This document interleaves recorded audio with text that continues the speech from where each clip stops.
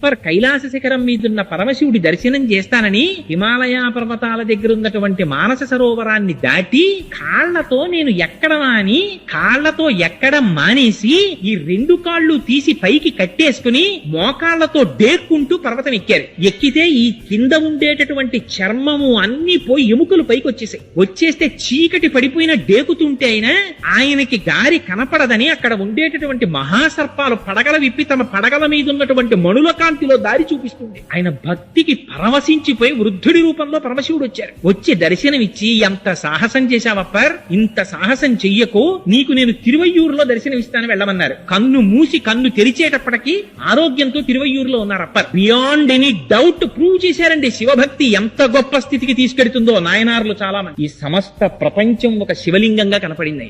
అలా బ్రహ్మాండములన్నీ నిండిపోయినటువంటి శివలింగము యొక్క పైభాగమునందు అమృతము గనీభవించినటువంటి ఆ చంద్రమండలం నుంచి పడేటటువంటి అమృత వృష్టి చేత తడుస్తుంటుంది. అది చల్లగా ఉంటే సమస్త ప్రాణులు చల్లగా ఉన్నట్లు లెక్క, సమస్త బ్రహ్మాండములలో ఉన్నవారు సంతోషంగా ఉన్నట్లు లెక్క. అందుకే శివలింగం మీద ధారాపాత్ర అని ఒక పాత్ర పెట్టి దానిలో నీరు పోసి దానికి కింద రంధ్రం ఏర్పరిచి సర్వకాలముల యందు దాంట్లోంచి జలములు జారి శివలింగం మీద పడేటట్టుగా ఏర్పాటు చేస్తారు. ఆ శివలింగం చాలా ఆశ్చర్యకరమైనటువంటి స్వరూపం. అసలు అది రూపముతో కూడినటువంటిది అందామా అంటే దానికి కళ్ళు లేవు, ముక్కు లేవు, చెవులు లేవు, నోరు లేదు. పోనీ రూపము లేనివాడు అరూపి, అసలు ఏమీ రూపం లేదండి అందామా, ఆయనకి రూపం లేకుండా లేడు. ఏదో ఒక లింగ స్వరూపం అని ఒక స్వరూపం ఒకటి. పీఠం అంబమయం సర్వం శివలింగైశ్చ చిన్మయం సాకారంచ నిరాకారం నిర్గుణంచ గుణాత్మకం తత్వం తత్ పరమం బ్రహ్మ ఇది వేదాంత డిండిమహ అంటారు శంకరాచార్యుల వారు వేదాంత డిండిమల్లో. ఆ కింద ఉండేటటువంటి పీఠమంతా అమ్మవారు, పైన ఉండేటటువంటి చిన్మయ స్వరూపమే పరమశివుడు. వాళ్ళిద్దరూ విడివడి ఉండేటటువంటి స్వభావం ఉన్నవారు కారు, సర్వకాలముల యందు ఒకరితో ఒకరు కలిసి ఉంటారు. సుందరకాండలో సీతమ్మ తల్లి అంటుంది, శక్త్యా లోభయితుం నాహం ఐశ్వర్యేన ధనేనవా అనన్యే రాఘవేణాహం భాస్కరేణ ప్రభాయధ అంటుంది. నన్ను రాముడి నుంచి విడదీయగలవటోయ్, సూర్యుడి నుంచి సూర్యుడి ప్రభ, వజ్రము నుండి వజ్రము యొక్క కాంతి, పుష్పము నుండి పుష్పము యొక్క వాసన ఎలా విడదీయబడవో అలా నన్ను పరమాత్మ నుంచి విడదీయలేవండి. అలా వాళ్ళిద్దరూ సర్వకాలముల యందు కలిసే ఉంటారు. ఆ పార్వతీ పరమేశ్వర స్వరూపం అదిగో అటువంటి స్వరూపంలో ఆ శివలింగం చాలా చిత్రాతి చిత్రమైనటువంటి స్వరూపం. అందుకని అది రూపం ఉందందామా, రూపం లేదందామా, రూపము లేదనడానికి అక్కడ లింగ స్వరూపం, రూపం ఉన్నదనడానికి దానికి కాళ్ళు చేతులు లేవు. అందుకని దాన్ని అరూపరూపి అన్నారు. రూపము లేదనడానికి లేదు, రూపం ఉన్నదనడానికి లేదు, మరి ఏమిటది అంటే అరూపరూపి. అందుకని అదేమిటి లింగము అంటే ఏమిటి గుర్తు. అనంత కోటి బ్రహ్మాండములు నిండిపోయినటువంటి పరమాత్మని మీరు దేనితో చూపిస్తారు, చూపించడం కుదరదు. అందుకని లింగియా ఒక గుర్తు పెట్టారంతే, ఇదే పరమాత్మ అని అభిషేకం చేస్తున్నారు. అందుకే ఉపాసన దగ్గరికి వెళ్ళేటప్పటికి లింగోపాసన ఒక స్థాయి పైన ఉంటుంది. ఆ ఉపాసకులని క్రింది స్థాయి ఉపాసకులు చెనకడం కష్టం. అందుకనది లింగోపాసనం అనేటటువంటిది సామాన్యమైనటువంటి విషయం కాదు. ఆయనే సాకారమూర్తిగా ఉన్నప్పుడు సాంబ సదాశివుడై దర్శనమిస్తారు. సా అంబ అమ్మవారితో కలిసినటువంటి వాడై సగుణాకారంబుగా చూపవే చిన్నీరేజ విహారమత్త మధుపా శ్రీకాళహస్తీశ్వర అంటాడు ధూర్జటి స్వామి. ఈ కన్నులతో చూడడానికి వీలుగా అమ్మవారితో కలిసి నాకు దర్శనమివ్వవా అని అడుగుతాడు. అదిగో అలా కనపడినటువంటి స్వరూపాన్ని సాంబశివుడని పిలుస్తారు. అమ్మవారితో కలిసి ధవళవపుషమిందోర్ మండలే సన్నివిష్టం భుజగవలయహారం భస్మ దిగ్ధాంగదేహం మృగయ పరశు పాణిం చారు చంద్రార్థమౌళిం హృదయ కమల మధ్యే సంతతం చింతయామి అంటారు. ఒక రూపం కాదు పరమశివుడికి, అనేక రూపాలు, అనేక ఆయుధాలు. ఇందులో ప్రధానంగా ఒక చేతిలో మృగాన్ని పట్టుకుని, ఒక చేతిలో గండ్రగొడ్డలని పట్టుకుని, ఒక చేత్తో అభయముద్ర పట్టి, ఒక చేత్తో వరదముద్ర పట్టి ఉన్నటువంటి పరమాత్మని నేను సర్వకాలముల యందు నా చిత్తమునందు నిలిపి ధ్యానం చేస్తున్నాను అంటారు. శివ అన్న ఆయనకి ప్రధానంగా శివ అని పిలుస్తాం. శివ అంటే శివం అంటే మంగళం. దానికి కొన్ని అర్థాలు చెప్పారు. మంగళము, కళ్యాణము, శ్రేయస్సు, భద్రము, ఈ అర్థములతో కూడినటువంటి మాటకే శివం అని పేరు. కాబట్టి శివ అంటే ఏమిటి? ఎక్కడెక్కడ శుభం కావాలని కోరుకుంటున్నారో అక్కడ శివారాధన జరిగి తీరవలే. ఎక్కడెక్కడ కళ్యాణము కావాలనుకుంటున్నారో అక్కడక్కడ శివారాధన జరిగి తీరవలే. ఎక్కడెక్కడ మీరు కళ్యాణము, భద్రము, శ్రేయస్సు, క్షేమము, యోగము, శాంతి వీటిని కోరుతున్నారో అక్కడక్కడ శివాభిషేకం జరుగుతూనే ఉండాలి. అందుకే పుట్టకోడిని నక్షత్రంలో పిల్లవాడు పుట్టాడండి, శివాభిషేకం చేసుకోండి. ఏమండి దుర్నిమిత్తములు కనపడుతున్నాయి, శివాభిషేకం చేసుకోండి. జాతకంలో రాకూడని గ్రహం వచ్చింది, పరమేశ్వరుడికి అభిషేకం చేయించుకోండి. నారుద్రో రుద్రమర్చయేత్. ఆయన్ని న్యాసం చేసుకుని ఆవాహన చేసుకుని అప్పుడు కూర్చుని శివాభిషేకం చేస్తారు. అదిగో అంత పరమ పవిత్రమైనటువంటి ఆ శివ అన్న నామం ఆయన సర్వకాలముల యందు శ్రేయస్సును చేకూరుస్తాడు. ప్రధానంగా విష్ణు భగవానుడి గురించి కీర్తించినటువంటి భాగవతంలో వ్యాస భగవానుడు ఒక కథ చెప్పారు. దేని గురించి చెప్పారు? దక్ష ప్రజాపతి చేసినటువంటి నిరీశ్వర యాగం గురించి చెప్పారు. అందరినీ పిలుస్తాను, శివుడు మాత్రం అక్కర్లేదన్నాడు దక్షుడు. చేసుకోమన్నారు. అడ్డెవరు వస్తారు? చేసుకో, దానికి ఉంది, నీ ఇష్టం, చేయమన్నారు. చేశాడు. ఏమైంది? చేస్తున్నది యజ్ఞం, కావలసినది యజ్ఞము యొక్క ఫలితం. యజ్ఞమనబడేటటువంటి కర్మ జడం, తనంత తానుగా అదేం ఫలితం ఇవ్వదు. ఆ కర్మ చేత ప్రీతి పొందినటువంటి భగవానుడు తత్సంబంధమైనటువంటి క్రతువుకు మంగళాన్ని ఫలితాన్ని ఇవ్వాలి. కానీ నాకు ఈశ్వరుడు అక్కర్లేదన్నాడు, నాకు శివుడు అక్కర్లేదన్నాడు. యాగం చేశాడు. ఏమైంది? చిట్ట చివరికి ఏ తల్లి అనంతకోటి బ్రహ్మాండములు నిండి నిబిడీకృతపై పరమశివుని యొక్క ఇల్లాలైందో అటువంటి తల్లి తనకి కుమార్తెగా పుడితే ఆ వైభవాన్ని గుర్తెరగలేక ఆవిడ్ని కూతురుగా విడిచిపెట్టుకున్నాడు. ఆ తల్లి ఒక్క మాట అంది చిట్ట చివర, అగ్నిగుండంలో ప్రవేశించింది. ఎవ్వరూ కూడా చిట్ట చివర శరీరాన్ని త్యాగం చేసేసే ముందు అప్పుడు అబద్ధం చెప్పవలసినటువంటి అవసరం ఎవరికీ ఉండదు కదండి. అప్పుడు సత్యమే పలుకుతారు. అంతకన్నా సత్యమే ఉండాలి. ఆ తల్లి ఒక మాట చెప్పింది, తెలిసి తెలియక దక్ష నువ్వు ఒక ఘోరమైనటువంటి పని చేశావు. ఏమిటి నువ్వు చేసినటువంటి? భవాద్వేష్టి నహో శివాహ శివేతిరహ. నువ్వు భవుడైనటువంటి పరమశివుణ్ణి ద్వేషించావు. ఆయనకి లింగ పురాణంలో భవ అంటే సంజీవనం సమస్తస్య జగత సలిలాత్మిక భవ ఇత్యుచ్యతే మూర్తిర్భవస్య పరమాత్మనః. ఆయన నీటి రూపాన్ని పొంది ఈ సమస్త జగత్తుని నిలబెడుతున్నాడు పరమశివుడు. నీరు లేకపోతే ఈ జగత్తు లేదు. అటువంటి పరమశివుణ్ణి, అటువంటి మంగళప్రదమైన మూర్తిని నువ్వు ద్వేషించావు. నాకు అక్కర్లేదు శివుడు అన్నారు. ఇది తెలియక చాలా మంది క్షేత్రాలకు ఎడతారు. పరమశివుడు అందమైనటువంటి చిత్రం ఒకటి కొంటారు. మూడో నాడు ఎవరో చెప్తారు, తెలిసి తెలియని వాళ్ళు, ఏమండి ఇంట్లో శివుడి ఫోటో ఉండకూడదు, తీసుకెళ్లి పెట్టేయండి. శివాలయం ఒకటి తేరగా దొరుకుతుంది, తీసుకొచ్చి తెల్లవారేటప్పటికి శివాలయాల్లో పెట్టేస్తుంటారు. దాని గురించే భాగవతం మాట్లాడింది. అవి పిచ్చి పనులు. శివాలయానికి తీసుకొచ్చి శివుడి ఫోటో పెట్టేయడం ఏమిటి? నీకు మంగళం అక్కర్లేకపోతే, నీకు శ్రేయస్సు అక్కర్లేకపోతే, నీకు కళ్యాణం అక్కర్లేకపోతే, నీకు సుఖశాంతులు అక్కర్లేకపోతే నువ్వు శివుణ్ణి విడిచిపెట్టేసుకో, అభ్యంతరం ఏం లేదు. నీకు అశాంతి కావాలంటే, అమంగళమే కోరుకుంటే శివుడు నాకు అక్కర్లేదని చెప్పచ్చు. శివుడు అంటేనే మంగళం. అందుకని పోతన గారు, వ్యాసుల వారు నిర్ద్వందంగా చెప్పారు, నువ్వు శివుడు అక్కర్లేదని నిరీశ్వర యాగం చేశావు, అమంగళం జరుగుతుందని చెప్పి అమ్మవారు దేహత్యాగం చేసింది. ఏమైంది? మొదలెట్టిన యాగం తుదకి చేసినటువంటి దక్ష ప్రజాపతి యొక్క శిరస్సు తెగి కింద పడిపోయింది. మనకి నేర్పింది భాగవతం. శివకేశవుల మధ్య భేదాన్ని చూడకు, శివుడు వద్దని అనకు. శివుడు అంటేనే మంగళ స్వరూపము. ఆయన పేరు శంభుః. శం అంటే సుఖము, భావయతి శంభుః. ఎవరు ఈ సుఖాన్ని ఇస్తున్నాడో ఆయనకి శంభుః అని పేరు. ఏమిటి సుఖం? నీకు జీవితంలో తెల్లవారి లేస్తే కోరేటటువంటి కామ్యమైనటువంటి కోరికల దగ్గర నుంచి పునరావృత్తి రహితమైనటువంటి శాశ్వత శివ సాయుధ్యమును ఇయ్యగలిగినటువంటి జ్ఞానము వరకు ఇయ్యగలిగినటువంటి వాడు పరమశివుడు. అందుకే ఎక్కడెక్కడ శివ కటాక్షము కలుగుతుందో అక్కడక్కడ జ్ఞానము ప్రసరిస్తుంది. అందుచేతనే ఆ మహానుభావుడికి శంభుః అని పేరు.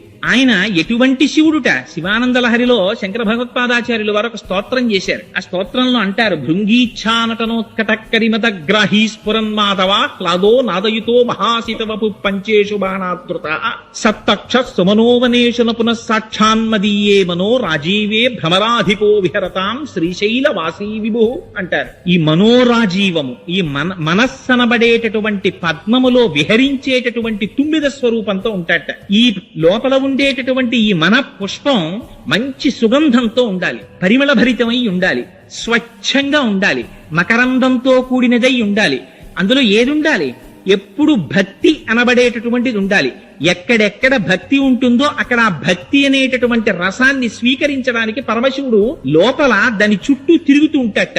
అందుకని ఆ మనస్సు భక్తితో కూడిన నాడు మాత్రమే జ్ఞానమబ్బి మనోలయం అవుతుంది. లేకపోతే శంకర భగవత్పాదులంతటి వారు శివానంద లహరిలో ఎంత గొప్ప కోరిక కోరారంటే, సామాన్యమైన కోరిక కోరారా?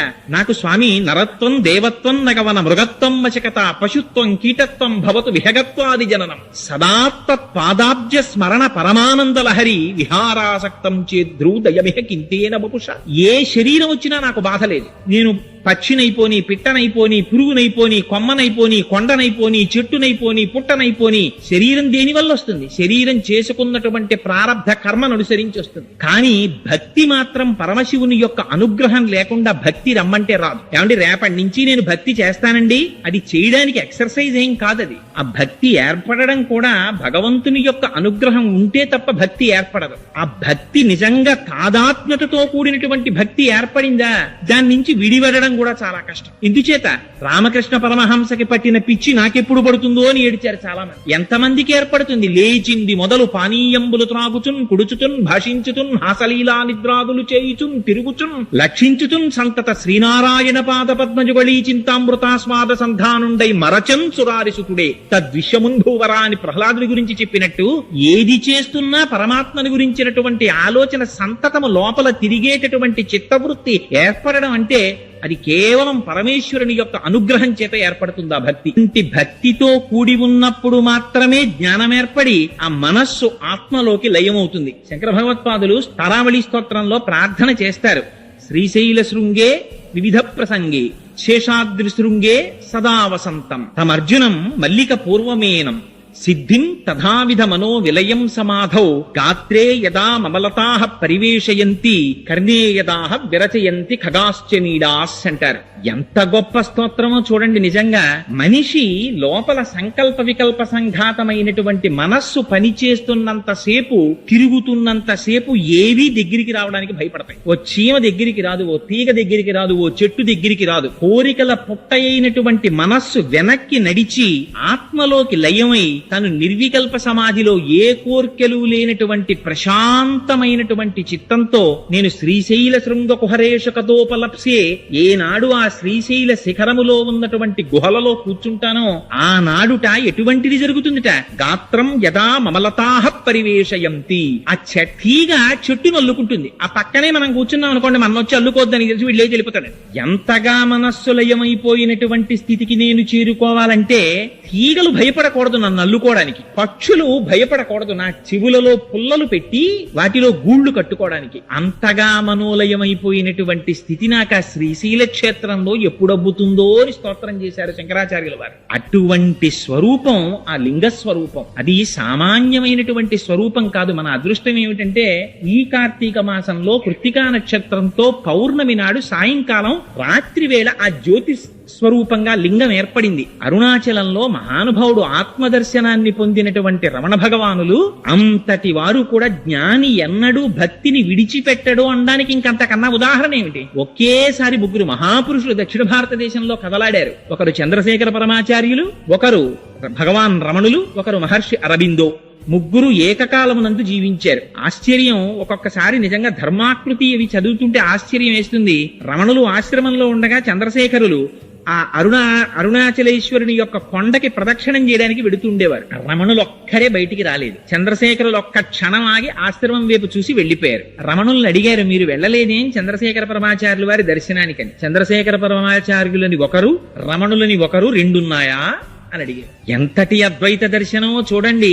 అసలు దాని నుంచి జారలేదు రమణులు ఎప్పుడు. తొట్టతొదన శరీరానికి సర్కోమా పుట్టే రక్తం కారిపోతున్నప్పుడు కూడా, 104 జ్వరంతో శరీరం ఊగిపోతున్నప్పుడు కూడా, మీకు ఇప్పుడు కూడా స్వామి భగవాన్ మీరు ఇప్పుడు కూడా ఆత్మచింతనతోనే ఉన్నారా అంటే, గంధపు చెట్టుని పట్టి కొట్టినా, చెరుకు కర్రని పట్టి కత్తితో నరికినా, మోకాలకు పెట్టి విరిచినా, దంతముల మధ్య పెట్టి నలిపినా తీపి తప్ప చేదు రాదు.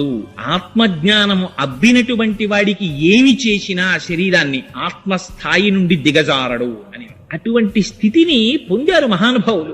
అందుకే ఆ అరుణాచల లింగం గురించి ఎన్ని స్తోత్రాలు చేశారు. అదిగో అటువంటిది ఆ కృత్తికా నక్షత్రంతో కూడినటువంటి పౌర్ణమి నాడు కార్తీక మాసంలో ఏర్పడింది ఆ జ్యోతి స్తంభం. అదే మనం ఎక్కడ చెప్పినా కూడా 12 జ్యోతిర్లింగములు అని పేరు పెట్టి చెప్పి ఆ జ్యోతిర్లింగంగానే అజ్ఞానాన్ని మటుమాయం చేయగలిగినటువంటి లింగ స్వరూపాన్ని ధ్యానం చేస్తాం. అటువంటి వాటిలో పరమ ప్రఖ్యాతమైనటువంటి స్వరూపం కపిల తీర్థంలో ఉన్నటువంటి ఒక లింగం. ఇవాళ ఎందుకు ఈ విషయాన్ని ప్రస్తావన చేయవలసి వచ్చిందంటే, నాకు పాపం చాలా మంది ఫోన్ చేశారు.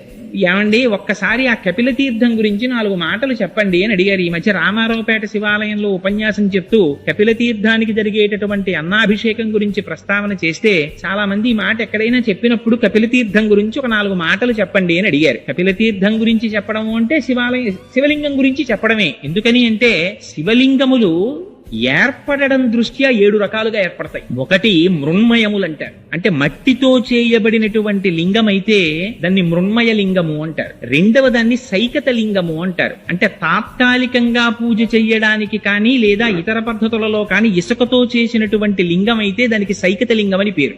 మూడవ దానిని లోహజ లింగము అంటారు. లోహంతో చేయబడినటువంటి లింగం అయితే అది లోహజ లింగం, బంగారము వెండి మొదలైన దాంతో.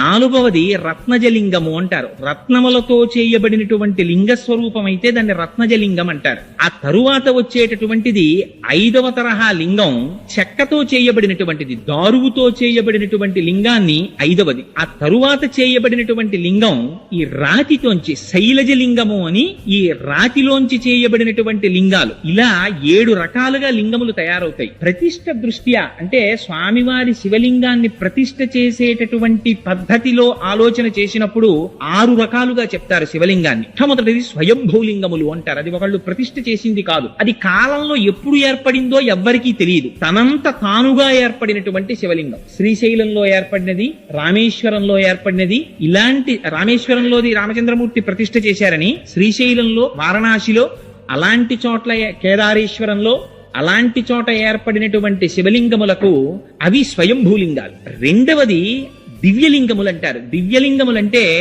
దేవతల చేత ప్రతిష్ఠ చేయబడినటువంటి లింగములు. ఇక్కడ మనకి శ్యామలకోట సంస్థానంలో సామర్లకోట అంటారే, అక్కడ ప్రతిష్ఠ చేయబడినది. ఇలాంటి వాటిని దివ్యలింగములు అంటారు. ఇవి ఒకదానికన్నా ఒకటి కిందకు ఉంటాయి. మూడవ లింగం ఆర్షలింగములు అంటారు, అంటే మహర్షులు స్థాపించినటువంటి లింగములు. నాలుగవ వాటిని మానుషలింగములు అంటారు, అంటే మనుష్యులు ప్రతిష్ఠ చేసినటువంటి లింగాలు. 5వది రాక్షస లింగములు అంటారు, అంటే రాక్షసులు కూడా శివలింగాన్ని ప్రతిష్ఠ చేస్తారు, అందుకని వాటిని రాక్షస లింగములు అంటారు. ఆ తరువాత 6వ లింగాన్ని అవి సహజలింగములు అంటారు. అవి ప్రకృతిలో తనంత తానుగా శివలింగం ఏర్పడి తనంత తాను ధారాపాత్ర ఏర్పడి తనంత తాను అభిషేకం జరిగిపోతుంటుంది. అలా జరుగుతుందా అండి అని మీకు అనుమానం రావచ్చు. మీరు ఎప్పుడైనా అరకు వెళ్ళినప్పుడు బుర్రా కేవ్స్ అని చెప్పి ఉన్నాయి మనకి, చాలా మంది చూడ్డానికి వెడుతూ ఉంటారు. మీరు వెడితే ఇప్పటికీ చూడొచ్చు, నది కొండని తులుచుకుంటూ వెళ్ళిపోయింది. వెళ్ళిపోతే ఆశ్చర్యం ఏమంటే అక్కడ ఒక శివలింగం ఏర్పడ్డాయి. ఆ శివలింగాలు పైన ఎక్కడో కొండ యొక్క ఉపరితలం ఉంటుంది. ఆ కొండ ఉపరితలం మించి ఖచ్చితంగా ఈ శివలింగం ఏర్పడిన దాని మీదకి సన్నటి ధార ఎడతెరిపి లేకుండా రాత్రింబాళ్ళు పడిపోతుంటుంది. ఆ పడిపోతున్నది శివలింగం పెరిగిపోతుంటుంది. అది విచిత్రం. అది పెరిగి పెద్దదైపోయి అక్కడికి వెడితే మనకి బుర్రా కేవ్స్ లో చూపిస్తారు, పెరిగి పెద్దదైపోయి శివలింగం స్తంభంలా పెరిగి పెరిగి మళ్ళీ వెళ్లి కొండని ముట్టుకుంటుంది. అలా నీళ్లు పడి ఆ శివలింగం అలా పెరుగుతూ ఉంటుంది. ఇప్పటికీ బుర్రా కేవ్స్ లో అటువంటి శివలింగాలు ఉన్నాయి. ఇప్పటికీ అభిషేక తీర్థం పడుతూ పెరుగుతున్న శివలింగాలు. అదిగో అటువంటి లింగములని సహజముగా ఏర్పడినటువంటి లింగములు అంటారు. ఆ తరువాతది బాణలింగం. బాణలింగం అంటే నర్మదా నదిలో ఉండేటటువంటి శిలల్ని నీటి యొక్క వేగము ఉరుచుకుంటూ వెళ్లడం చేత ఏర్పడినటువంటి లింగములను బాణలింగములు అని పిలుస్తారు. ఈ విధంగా ప్రతిష్ఠ దృష్ట్యా ఆ శివలింగాల్ని 7 రకాలుగా విభజించారు. అందులో పరమపావనమైనటువంటి లింగమూర్తి ఆ కపిల తీర్థంలో ఉన్నారు. మనకి వెంకటాచలం తెల్లవారి లేస్తే తెలుగువారికి కొంగు బంగారం వెంకటేశ్వర స్వామి వారు. వెంకటేశ్వర స్వామి వారి దర్శనం చెయ్యనటువంటి వారు ఎవ్వరూ ఉండరు. తెల్లవారి లేస్తే ఏ కష్టం వచ్చినా ఏ సుఖం వచ్చినా స్వామి సన్నిధానంలో చెప్పుకుంటాం, ఆయన దగ్గరికి పరిగెడతాం. ఆ వెంకటేశ్వర స్వామి వారు వెలిసినటువంటి 7 కొండలు ఎంత ప్రాచీనమైనవో ఆ బ్రహ్మాండ పురాణంలో ఒక మాట చెప్తారు, వరాహ పురాణంలో. అందులో కృతే వృషాద్రిం వక్షంతి త్రేతాయాం అంజనాచలం ద్వాపరే శేషశైలంతు కలౌ వెంకటాచలం నామాని యుగభేదేన శైలాస్థాస్య భవంతి.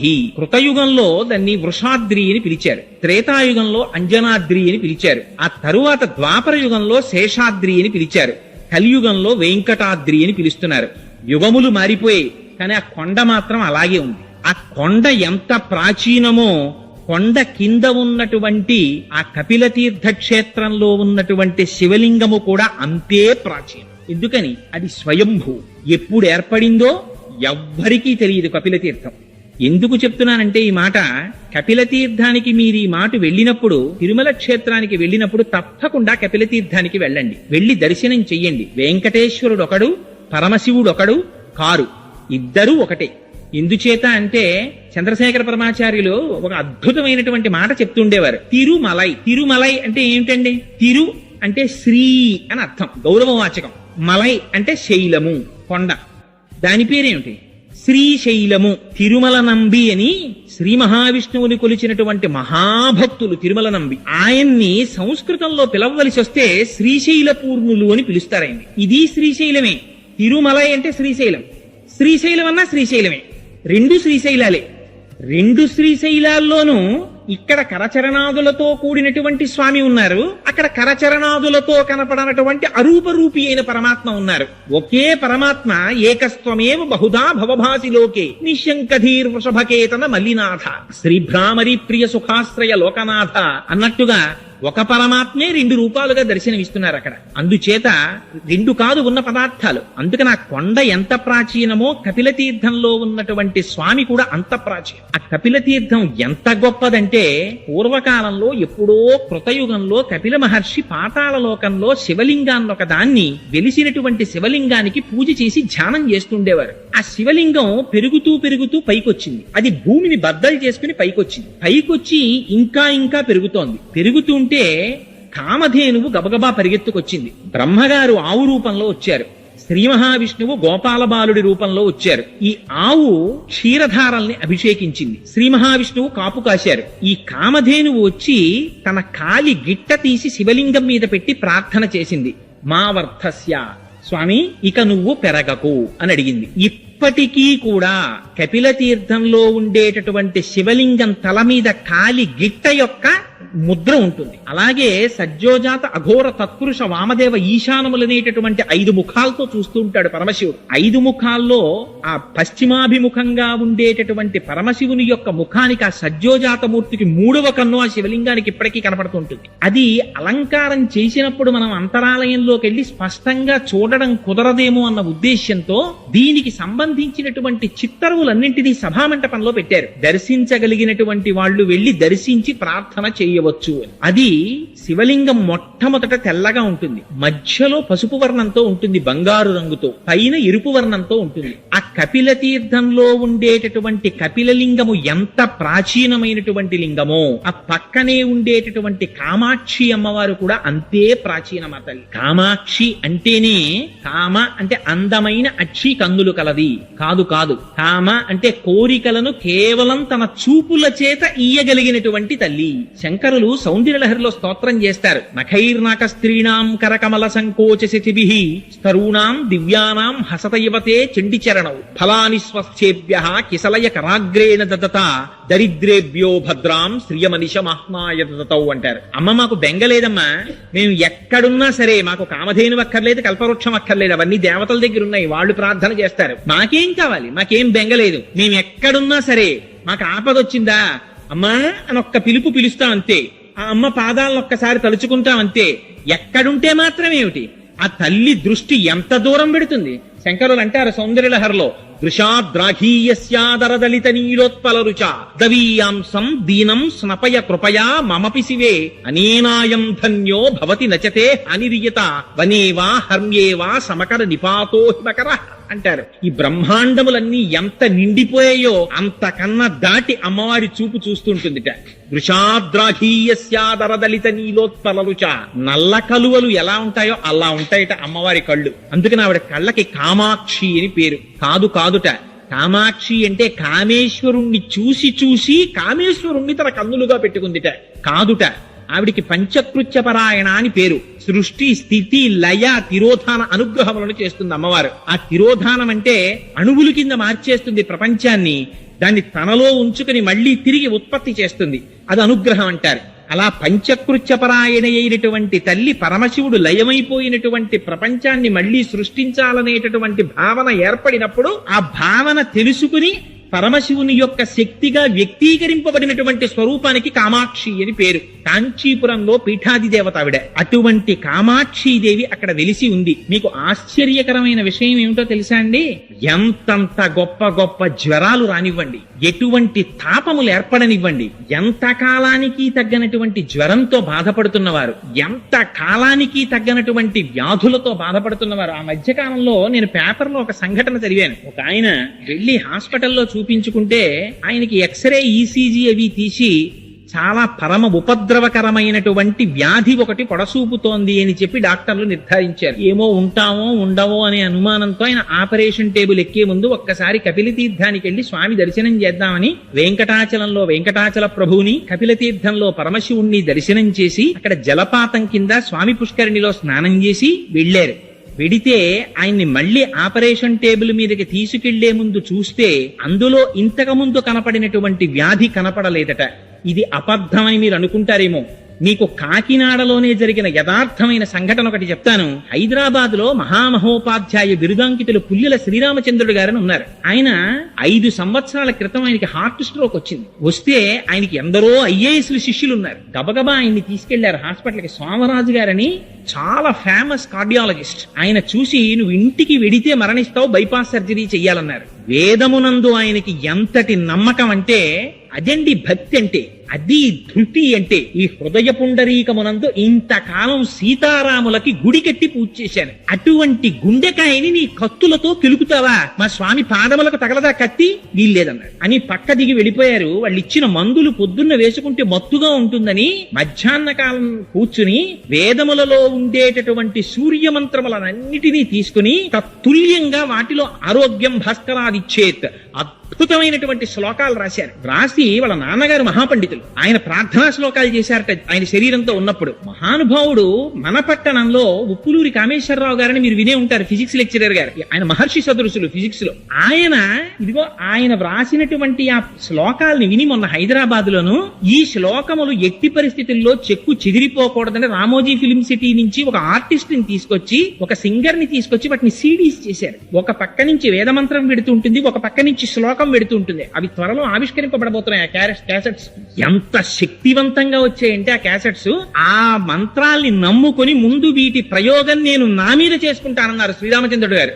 5 సంవత్సరముల నుంచి పారాయణ చేస్తున్నారు. 70వ సంవత్సరంలో హార్ట్ స్ట్రోక్ వచ్చినప్పుడు హాస్పిటల్ కి తీసుకెడితే ఆపరేషన్ చెయ్యకపోతే ఒక రోజు బతకవని డాక్టర్ల చేత సర్టిఫై చేయబడినటువంటి వ్యక్తి 75వ సంవత్సరంలో ఇవాళకి కూడా ఆయన సంతోషంగా ఉన్నారు. నిన్న రాత్రి 11 గంటలకి నేను కామేశ్వరరావు గారితో మాట్లాడుతుంటే శ్రీరామచంద్రుడు గారి నుంచి హైదరాబాద్ నుంచి ఫోన్ వచ్చింది. ఆ ఫోన్ కి వారి వాణికి ఒక నమస్కారం చేశారు. అది విశ్వాసం అంటే. అందుకని కపిలతీర్థం అంటే సామాన్యమైన క్షేత్రం కాదు. అక్కడ పరమశివలింగముతో పాటుగా ఆనాడు పరమశివుడు జటాజూటంలో పట్టినటువంటి గంగ త్రిపథగయై మందాకిని, భాగీరథి, భోగవతి అనేటటువంటి పేర్లతో పాతాళానికి వెడితే ఆ భోగవతి మళ్లీ పై కుబికి అక్కడే పుష్కరిణిగా ఏర్పడింది. అది ఎంత శక్తివంతం అంటే పార్వతీదేవితో పరమశివుడు ఒక మాట చెప్పాడు. పార్వతి, ఈ తీర్థము ఎంత గొప్పదో తెలుసా?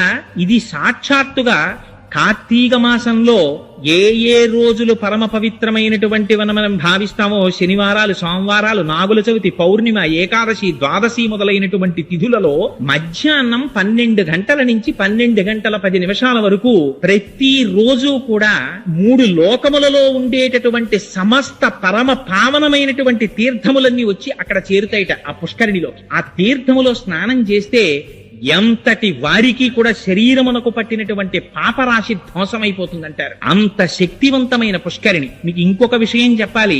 తగ్గనటువంటి జ్వరాలు, తగ్గనటువంటి తాపములు ఉన్నటువంటి వారు అమ్మవారికి అలంకారము చేయబడినటువంటి చందన ప్రసాదం స్వీకరిస్తారు. అక్కడ అమ్మవారికి పుష్యమాసంలో పౌర్ణమి నాటికి ముందు వచ్చేటటువంటి శుక్రవారం నాడు విశేషమైన అభిషేకం చేస్తారు కామాక్షి అమ్మవారి. చేసి సాయంకాలానికి అమ్మవారి శరీరమంతా అలదడానికి కావలసినంత గంధాన్ని తీస్తారు. తీసి అందులో పన్నీరు పోస్తారు, కుంకుమ పువ్వు కలుపుతారు. ఈ చందనపు ముద్ద చేసి బయట స్వరయుక్తంగా శ్రీ సూక్త, పురుష సూక్త, దుర్గా సూక్త, భూసూక్త మొదలైనటువంటి సూక్తములను చదువుతూ ఉంటారు.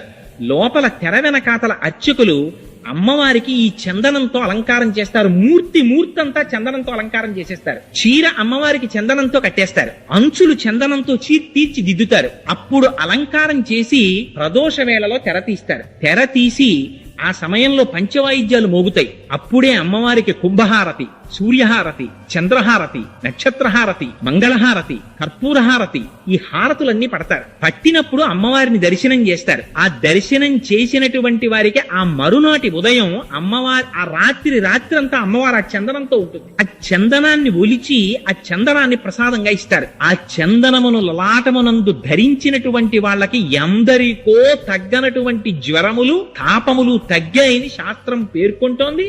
ఎందరిదో అనుభవం. అంత గొప్ప తీర్థం కపిల తీర్థం. అక్కడ స్వామికి గడిచిపోయినటువంటి ఆశ్వీజ మాసంలో పౌర్ణమి నాడు 250 కిలోల బియ్యం అన్నం వండుతారు. వండి ఆ అన్నంతో స్వామివారికి అన్నాభిషేకం చేస్తారు. ఆ చేయబడినటువంటి అన్నాభిషేకం అయిపోయిన తర్వాత కొంత అన్నాన్ని పైన శివలింగంగా తయారు చేస్తారు. మళ్ళీ చేసి కాయగూరలు కొయ్యకుండా వంకాయలు, గుమ్మడికాయలు, పొట్లకాయలు, ఆనపకాయలు ఇలాంటి వాటిని నీటిలో ఉడికించి అన్నలింగం మీద త్రిశూలాన్ని, నాగాభరణాన్ని వీటన్నింటినీ అలంకారం చేస్తారు. ఈ అలంకారం చేసి పైన ఉన్న శివలింగాన్ని తీసి మేళతాళాలతో తీసుకొచ్చి స్వామి పుష్కరిణిలో కలిపి ఆ మిగిలిపోయినటువంటి అన్నలింగం మీద ఉన్న అన్నాన్నంతటినీ తీసి అందులో ఈ కాయగూరలన్నింటినీ కలిపి ఆ ముద్ద తీసి ప్రసాదంగా ఇస్తారు. అటువంటి అన్నలింగ ప్రసాదమును ఎవరు స్వీకరిస్తున్నారో వాళ్ళకి ఎన్ని కోట్ల జన్మలకి కూడా ఆకలితో ఒకరి దగ్గరికి వెళ్లి చెయ్యి చాపి అడగవలసిన అవసరం లేకుండా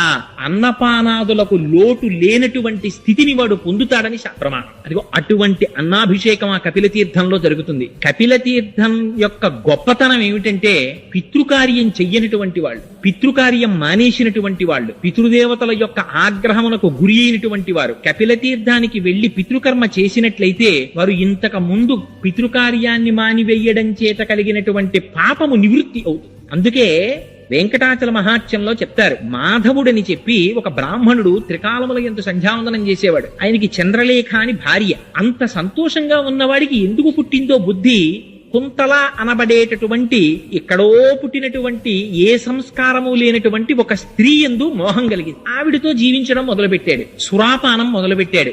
ఆఖరికి ఎంత దూరం వెళ్ళిపోయాడంటే మాంసభక్షణం చేయడం కూడా మొదలెట్టాడు. ఆవిడితో కలిసి కోయపల్లెల్లోకి వెళ్ళిపోయాడు. అటువంటి వాడు ఒకనాడు రాజు తన పరివారముతో కలిసి వెంకటాచల క్షేత్రానికి వెడుతుండగా చూసి వాళ్లతో పాటుగా బయలుదేరి వెళ్ళాడు. వెళ్లి వాళ్ళందరూ కూడా మొట్టమొదటి కపిల తీర్థానికి వెళ్లి అక్కడ పితృకార్యం చేశారు. ఈయన కూడా వాళ్లతో వెళ్లి పితృకార్యం చేసి మట్టి ముద్దలు తీసి పిండములుగా సమర్పించాడు. ఎందుకని తనకేమీ లేదు కనుక. తను ఏమి తింటున్నాడో దానితోనే పిండ ప్రదానం చేయాలి. అందుకని మట్టి ముద్దలతో పిండ ప్రదానం చేశాడు. వెంటనే ఆయన శరీరమునకున్నటువంటి పాపరాశి ధ్వంసమైంది. తరువాత వెంకటాచల పర్వత సానువులనెక్కి పైకెక్కాడు. అక్కడికెక్కి స్వామి పుష్కరిణిలో స్నానం చెయ్యగానే బ్రహ్మాది దేవతలు ప్రత్యక్షమై నీకు భవిష్యత్తులో నువ్వు ఆకాశరాజుగా జన్మిస్తావు, నీకు జన్మించినటువంటి కుమార్తె పద్మావతి వెంకటాచలపతికి భార్య అవుతుందని వరం ఇచ్చారు. అందుకని ఆ వెంకటాచలంలో ఉన్నటువంటి ఆ కపిల తీర్థంలో ఉన్నటువంటి ఆ తీర్థం అంత గొప్ప తీర్థం. అది సాక్షాత్తుగా పాతాళంలో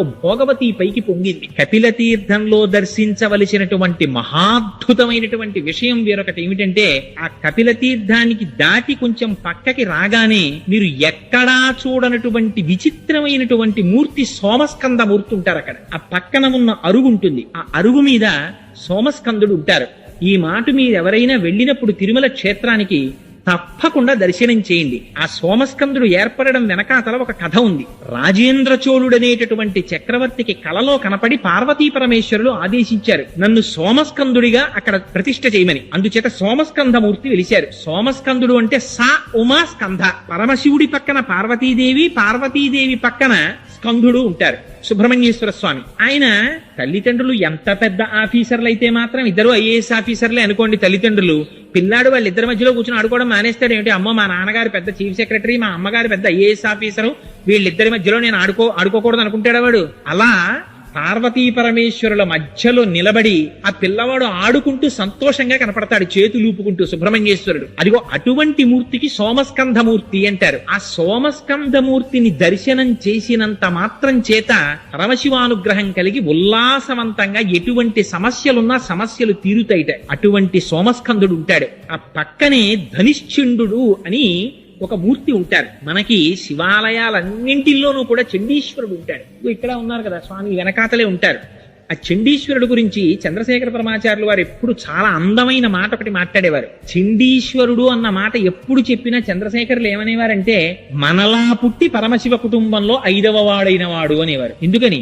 శివుడు, పార్వతి, గజాననుడు, సుబ్రహ్మణ్యుడు, ఈ నలుగురు కాకుండా దక్షిణ భారతదేశంలో ఎప్పుడెప్పుడు ఊరేగింపు జరిగినా అప్పుడప్పుడు ఈ చండీశ్వరుణ్ణి కూడా 5వ వాడిగా తీసుకెడతారు. ఆయన కుటుంబంలో ఒక సభ్యుడైపోయాడు.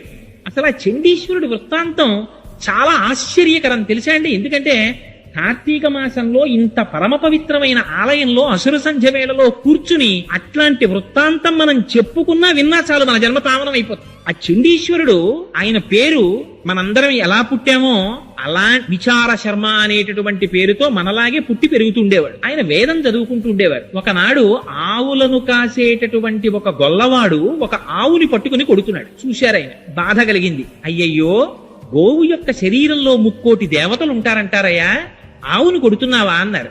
ఈ ఆవు సరిగ్గా పాలివ్వట్లేదు, ఇది మేత మెయ్యట్లేదన్నాడు. ఆవుని కొట్టకు, నీకు చేత కాకపోతే ఇక నుంచి నేను కాస్తాను ఆవులను అని ఊళ్ళో వాళ్ళ నొప్పించి వేద విద్యార్థి విచార శర్మ ఆవులన్నింటినీ తీసుకుని వెళ్ళేవాడు. ఎంతగా పోషించాడంటే మహానుభావుడు, పుట్టల మీద ఏటి గట్ల మీద ఉండేటటువంటి గడ్డి కోసమని వెడితే పశువులకి ఇబ్బంది కలుగుతుందని ఆయన వెళ్లి ఆ గడ్డి కోసి తెచ్చి ఆవులకి మేపేవట్ట. ఎప్పుడు వేదం చెప్పుకుంటూ కూర్చునేవట్ట. పరవశించిపోయి ఆవులన్నీ ఆయన దగ్గరికి వచ్చి తమకు ఉన్నటువంటి 4 శిరములలో ఒక శిరము నుంచి పాలు విడిచిపెడుతుండేవిట ఆయన తాగమని. ఆయన నేను త్రాగడం ఏమిటని దొన్నెలలో ఆ పాలు పట్టి తీసుకుని వెళ్లి ఓ చెట్టు కింద పెట్టి ఒక సైకతలింగాన్ని ఏర్పాటు చేసుకుని ఆకు దొన్నెలలో పువ్వులు తెచ్చి ఈ పాలతో పరమశివుడికి అభిషేకం చేసుకుంటుండేవాడు సైకతలింగానికి. ఒకనాడు అరణ్య మార్గంలో అటుగా వెళ్ళిపోతున్నటువంటి ఆ ఊళ్ళో ఉన్న ఒక వ్యక్తి చూసి ఈ పిల్లవాడు ఆవుల నుంచి వచ్చినటువంటి పాలని తీసి సైకతలింగానికి పూజ చేసి వృధా చేస్తున్నాడని వెళ్లి అక్కడ ఉండేటటువంటి ప్రజలతో చెప్పారు. వాళ్ళందరూ విచార శర్మ యొక్క తండ్రి గారిని గద్దించి అడిగారు, మీ పిల్లవాడు ఇప్పటికి వాళ్ళకి శుభ్రంగా ఆవు పాలు వస్తున్నాయి, అయినా ఈ పిల్లవాడు కొన్ని పాలు వృధా చేసేస్తున్నాడని వాళ్ళకి బాధ. చెప్తే నాకు తెలియదు ఈ విషయం, రేపు నేను పరికిస్తానన్నాడు తండ్రి. అని బయలుదేరాడు. విచార శర్మ కూర్చుని ఆవుల యొక్క ఒక్కొక్క శిరములోంచి వదిలినటువంటి పాలు పట్టి ఒక అత్తి చెట్టు కింద సైకతలింగాన్ని ఏర్పాటు చేసి దానికి అభిషేకం చేసుకుంటున్నాడు. మనస్సు లయమైపోయింది. ఇందాక చెప్పానే శ్రీశైల శృంగకుహరేషక దోపలప్సి అన్నట్టుగా అంతటా పరమశివుణ్ణి దర్శిస్తూ ఆ అభిషేకం చేస్తున్నాడు. నమక చమకాలు ఏముందండి అభిషేకంలో? నమక చమకాలన్నీ అన్నింటిలో నువ్వున్నావు, అన్నింటిలో నువ్వున్నావు, అన్నింటిలో నువ్వున్నావు, అన్నింటిలో నువ్వున్నావు, అంతే నమ్మకం అంటే. అంతా నువ్వే అని చెప్పడమే. పేన్యాయచ సికత్యాయచ చోరాయచ శిష్ప్యాయచ, ఇందులో లేడు. దొంగలో నువ్వే, దుంగలో నువ్వే, వడ్రంగిలో నువ్వే, నురుగులో నువ్వే, నీటిలో నువ్వే, నిప్పులో నువ్వే, అడవిలో నువ్వే, ఆ పైన మెరిసే మెరుపులో నువ్వే, విద్యుత్తులో నువ్వే, భూమి మీద నువ్వే, నువ్వు తప్ప ఇంకొకటి లేదని చెప్పడమే నమ్మక చమకాలు. అటువంటి దర్శనం చేస్తూ ఆ అభిషేకం చేసుకుంటున్నాడు. ఆ అభిషేకం జరుగుతున్నటువంటి సమయంలో తండ్రి చూశాడు. అరే రేవిడి ఇన్ని పాలు వృధా చేసేస్తున్నాడు రా అని ఒక కర్ర ఒకటి పట్టుకొచ్చి ఆ పిల్లవాడిని విపరీతంగా బాదాడు. కానీ ఆ పిల్లవాడి మనస్సంతా లయమైపోయింది పరమశివుల్లో. లయమైపోయినటువంటి వాడికి ఏది వినపడుతుంది కనుక, ఏం తగులుతుంది కనుక? తన్ను నిశాచురుల్ పొడవ దైత్య కుమారుడు మాటిమాటికో పన్నగశాయి, ఓ ధనుజభంజన, ఓ జగదీశ, ఓ సర్వాపన్న శరణ్య, ఓ అఖిల పావనయంచు నుతించు కాని తా కన్నుల నీరుతాడు భయకంప సమేతుడు కాడు భూవర అంటారు. ఆనాడు ప్రహ్లాదుండి బాధిస్తే ఆ లక్ష్మీనారాయణుల్ని తలుచుకుంటూ ఆ బాధలన్నీ మరిచిపోతే స్వామివారు ప్రహ్లాదుండి రక్షించుకున్నట్టుగా పరమశివుడు రక్షించుకున్నాడు ఆ పిల్లాన్ని. చిట్ట చివర తండ్రికి అసహనం వచ్చింది. ఒరే కొట్టి కొట్టి నా చేతులు నెప్పెడుతున్నాయి కానీ వీడు అభిషేకం మారట్లేదురా అని అక్కడ ఉన్నటువంటి పాలకుండని తన కాలుతో తల్లాడు. ఆ కుండ పగిలిపోయేటప్పటికి పిల్లవాడు బహిర్ముఖుడయ్యాడు. వాడికి ఆగ్రహం వచ్చింది. దేనికి ఆగ్రహం వచ్చింది? నేను జయిస్తున్నటువంటి శివాభిషేకానికి అంతరాయం కల్పించాడు అని అక్కడ పశువులు కాసేటటువంటి కర్ర తీశాడు. ఎంతవరకు నిలబడతాడో చూడాలనుకున్నారు పరమశివుడు. దాన్ని గొడ్డలిగా మార్చాడు. కర్రో గొడ్డలో నాకు అనవసరం, చేస్తున్నటువంటి శివాభిషేకానికి అంతరాయం చేశాడు. అనా గొడ్డలి తీసి తండ్రి కాళ్ల మీదకి విసిరాడు. ఆ గొడ్డలి తగిలింది, కాళ్ళు తెగిపోయి తండ్రి కింద పడి రక్త ప్రవాహం జరిగి మరణించాడు. లెక్క పెట్టలేదు. మళ్ళీ అభిషేకం మొదలు పెట్టేశాడు. చూశారు పరమశివుడు, ఆశ్చర్యపోయి మహానుభావుడు ఆయన సగుణాకారంబుగా చూపవే అని ప్రత్యక్షమయ్యాడు. ఇంత పిల్లవాడివి, ఇంత భక్త్యా అని పొంగిపోయి తన చేతులతో ఆలింగనం చేసుకున్నారట. ఎప్పుడైతే శివస్పర్శ కలిగిందో తేజోమయ శరీరుడైపోయాడు. ఆయనకి వరం ఇచ్చారు పరమశివుడు, ఈనాటి నుంచి నీకు నాకు సమర్పించబడినటువంటి సమస్త పదార్థములు నీకు చూపించి స్వీకరించాలి. శివాలయంలో ఇదొక అలవాటు ఉంటుంది. ప్రతి వాళ్ళు వెళ్లి చండీశ్వరుడి దగ్గరికి వెళ్ళి ఇలా ఇలా ఇలా తప్పట్లు కొడతారు. ఎందుకండి ఆ తప్పట్లు అని అడిగాం అనుకోండి, ఆయనకి చెవుడండి అంటారు. ఆయనకి చెవుడేమిటి? అదో మహాపరాధం కూడా. చండీశ్వరుడికి చెవుడని ఎక్కడా చెప్పలేదు. ఏమని చెప్పారంటే ఆయన్ని ధనిశ్చిండు అని చెప్పారు. శంకర భగవత్పాదులంతటి వారు సౌందర్యలహరిలో ఒక శ్లోకం రాశారు. ప్రణేజిత్వా దైత్యానపహృత్రై కవచిభి విశాఖేంద్రో పేంద్రో శశివిశిత కర్పూర చకలం అని. అందులో ఆ సుబ్రహ్మణ్యుడు మొదలైనటువంటి వాళ్ళు శత్రువుల్ని గెలిచి ఆ సంతోష వార్త చెప్పాలని గబగబా వచ్చేస్తున్నారు అమ్మ దగ్గరికి. వచ్చేసేటప్పుడు అమ్మ దగ్గరికి ఎడుతున్నాం, అమ్మ మూడు లోకములను పూజింపబడే తల్లి అని పైన హెల్మెట్ ఉంటుంది కదా, పైన పెట్టుకున్న కిరీటం, ఆ కిరీటాలు శిరస్త్రాణాలు ఇవన్నీ తీసేశారు. కానీ ఇది విప్పలేదట, కవచం విప్పలేదట. ఎందుకంటే కవచం విప్పుకోవడానికి కొంత టైం పడుతుంది. పిల్లలు ఇంటికి వస్తారు మధ్యాహ్నం అన్నానికి, 3వ క్లాస్ వరకు చదువుకునే పిల్లలు. వాడు ఇంటికి వస్తాడు, ఆకలి, అమ్మా అన్నం పెట్టేయమ్మా అంటాడు. ఆ బ్యాగ్ తీసి ఇంట్లోకి గుబేల్మని విసిరేస్తాడు, చాకలి మూట విసిరేసినట్టు. ఆ బూట్లు ఇప్పేసి గబగబా బయట వదిలి పారేస్తాడు. సాక్స్ మాత్రం విప్పడం. ఎందుకని అంటే కొంచెం కూర్చుని కిందకి లాక్కోవాలి, అది వాడే కింద పడిపోతాడు. అందుకని సాక్స్ తో ఇంటికి వచ్చేస్తాడు. ప్రతి తల్లికి పెద్ద బాధ ఏమిటంటే, ఒరే నీ సాక్స్ ఉతకలేక నేను బాధపడిపోతున్నాను రా అంటారు. అరికాళ్ళన్నీ మెట్టే. అది ఎక్కడి వరకు ఉందిట. అమ్మ దగ్గరికి తొందరగా వెళ్ళిపోవాలని సుబ్రహ్మణ్యేశ్వరుడు, శ్రీ మహావిష్ణువు మొదలైనటువంటి వారు కూడా పాపం దొరికిన వాడు ఎవరంటే ఈనుడు అమాయకు నందీశ్వరుడు. ఆయన మీద పెట్టేస్తుంటారు. చాలా దారుణాతి దారుణ. భక్తికి కూడా ఒక అర్థం ఉండాలండి. కార్తీక మాసంలో దీపం తీసుకెళ్లి కొంచెం పెద్ద ప్లాట్ఫామ్ ఉంటే నందీశ్వరుడి కోక కింద మన కింద పెడితే మనం కూర్చోగలమా? ప్రేమ ఎక్కువైపోయిందండి కోటేశ్వరారు, మీరంటే ఎంత ప్రేమో మాకు అని నా పృష్ఠభాగం వెనకాతల దీపం పెట్టి పురాణం చెప్పమంట్లా వారేటప్పటికి ముందు భోజనాదులన్నీ అన్నపూర్ణాదేవికి రావడ అన్ని సిద్ధం చేసేస్తుంది. లేకపోతే ఈయన గబాలన బయటికి వెళ్ళిపోయి భవతి భిక్షాందే అంటే పరువు పోయేది అమ్మవారి. అందుకని ఇంట్లో అన్ని సిద్ధంగా చేసేసి ఉంచుతుంది ఆవిడ. గబుక్కుని బయటికి వెళ్ళిపోతారేమో ఈయన. చంద్రశేఖరులంతటి వారు వ్యాఖ్యానంలో సంతోషపడిపోయారు. ఆ స్వామి స్వీకరించగా మిగిలిపోయినటువంటి పదార్థాల్ని మాత్రం ఇతరులు ముట్టుకోకూడదు. అవి నివృత్తి చండాంశ త్రిపురహర నిర్మాల్య విముఖై, అవి చండీశ్వరుడు స్వీకరిస్తాడు. ఆయనకి చూపించి తీసుకోవచ్చు. శివాలయంలో చాలా మంది ఏమనుకుంటారంటే, అమ్మో దీన్ని పట్టుకెళ్ళకూడదండి అని పట్టుకొచ్చి పాపం దొరికిన వాడు ఎవరంటే ఈనుడు అమాయకుడు నందీశ్వరుడు. ఆయన మీద పెట్టేస్తుంటారు. చాలా దారుణాతి దారుణ. భక్తికి కూడా ఒక అర్థం ఉండాలండి. కార్తీక మాసంలో దీపం తీసుకెళ్లి కొంచెం పెద్ద ప్లాట్ఫామ్ ఉంటే నందీశ్వరుడి కోక కింద మన కింద పెడితే మనం కూర్చోగలమా? ప్రేమ ఎక్కువైపోయిందండి కోటేశ్వరారు, మీరంటే ఎంత ప్రేమో మాకు అని నా పృష్ఠభాగం వెనకాతల దీపం పెట్టి పురాణం చెప్పమంటే ఎవడు కూర్చుంటాడు? అదే భక్తి అంటే. అరటిపండు ముక్క తెచ్చి ఆయన మూతికి పూసేయడం, అక్కడి నుంచి కోళ్ల మీద వాలే ఈగలన్నీ వచ్చి ఆయన మూతి మీద వాలుతూ ఉండడం. అదే నందీశ్వరుడు అంటే. నంది జీవుడికి సంకేతం, పరమశివుడు పరమాత్మకి సంకేతం.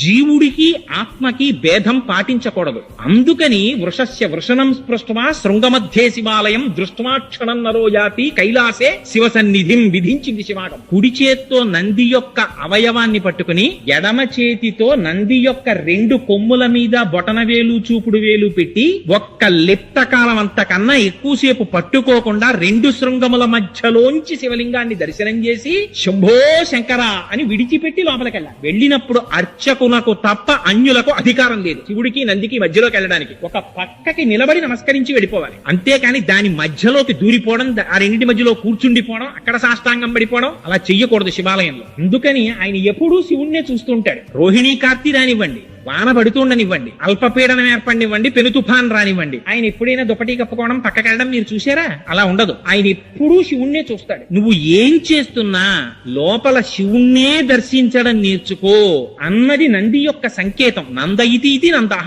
ఆ శివానందాన్ని పొందుతుంటాడు ఆయన ఎప్పుడు. అందుకే గణంతి శంభోత్వ చరిత సరిత కిల్బిషరజో దళంతి ధీకుల్యాహస్సరణి శుపతంతి విజయతాం. చండీశ్వరుడి ద్వారా కటాక్షిస్తాట. అందుకని ఆయన దగ్గరికి వెళ్లి నిశ్శబ్దంగా నమస్కారం చేస్తారు. అందుకని పక్కన మెట్లు కట్టింది. అంతేకాని అక్కడికి వెళ్లి ఆయన మీద నువ్వులు జల్లేయడం, గట్టిగా తప్పట్లు కొట్టేయడం, లేకపోతే ఆ పక్కకి వెళ్లి నిలబడి ఏదో మన ఇంట్లో కింద అపార్ట్మెంట్ లో వాచ్మెన్ ఎవరినో పిలిచినట్టు ఆ గోడ పక్కన ఇలా తప్పట్లు కొట్టేస్తే లోపల నుంచి అయ్యో అమ్మా వచ్చావా అని ఆయన బయటికి ఏం తొంగి చూసి అది భక్తి అనుకోవాలా, పూజ అనుకోవాలా, అపచారమా ఉపచారమా ఏమనుకోవాలి?